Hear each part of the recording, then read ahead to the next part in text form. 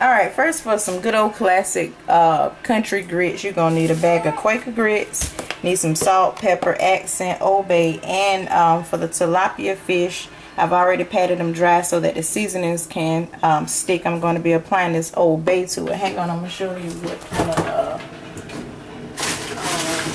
tilapia. Sorry, what kind of tilapia I use to get this from Walmart out of the frozen section. So that's what I use. And how you're going to prepare your grits, you're going to open your grits, of course. And because it's a family of, I think, well, we're a family of 6, but only 4 of us may be eating these grits. So I'm just going to need maybe about that much grits, not a whole lot. And then you're going to take them and put them in your pot. Now what you're going to do next is take your grits and you're just going to put, apply your water just enough to kind of cover your grits up. And that's probably about enough right there. Then you're going to take the grits and turn them on. Maybe about 5, medium. And you're going to take a little bit of milk just to change the color of the water a little bit. Maybe about a half a cup of milk, I'd say. So that's about it. And I got my oil on it. What I used was this regular IGA brand vegetable oil for my fish. And I'm going to go ahead and turn that on and let that oil get hot. But how are you going to season the... sorry if y'all hear background noises. You're going to season the fishes. You're going to apply your pepper. And then your Old Bay.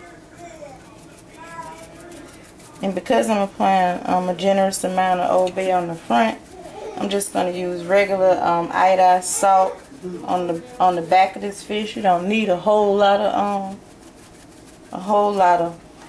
salt on tilapia. So you're just going to turn it over. Take your salt.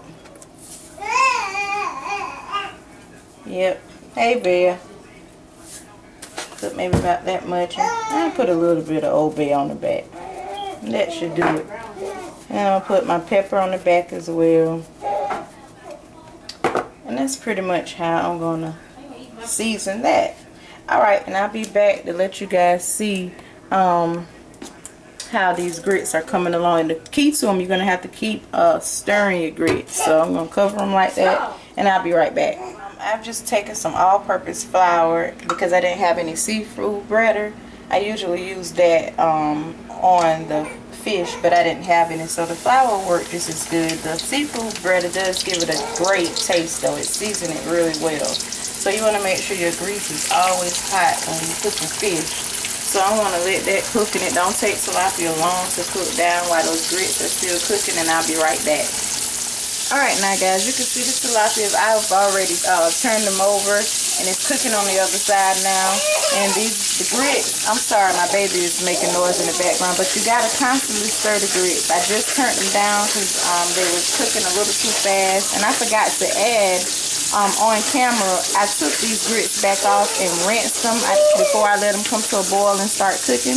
I just rinsed them off because you have to rinse them off.